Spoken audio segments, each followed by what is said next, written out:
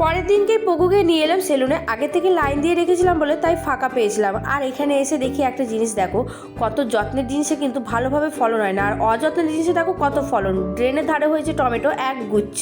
দুপুরবেলায় খেয়ে দিয়ে প্যাক করলাম জামা কাপড়, যাবো বাড়িতে। আর সন্ধেবেলায় এসে দেখি বাড়িতে ঘরে সরস্বতী পুজোর তোড়জোড় চলছে। আমাদের ঘরে প্রতি বছরই সরস্বতী পুজোতে খিচুড়ি খাওয়ানো হয়, আর সেটার অ্যারেঞ্জমেন্ট হয় ছাদের উপরে, সেখানেই খিচুড়ি রান্না হয় আর সেখানেই খাওয়া দাওয়া হয়। কিন্তু এবারে নিচে প্যান্ডেল করে খাওয়া দাওয়া হবে।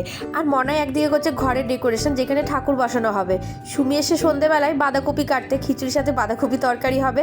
আর আমি করছি সবার জন্য চা, যাতে সবাই একটুখানি কাজে এনার্জি পায়। তারপরে আমিও বসলাম বাঁধাকপি কাটতে। আর বাপরে, চাকুটাতে একটুও ধার ছিল না, এত কষ্ট করে কাটলাম বাঁধাকপিগুলো। ধারহীন চাকু দিয়ে বাঁধাকপি কাটতে কাটতে প্রচণ্ডই হাঁপিয়ে গেছিলাম। তাই একটা তেলে ভাজাকে আবার এনার্জি নিলাম।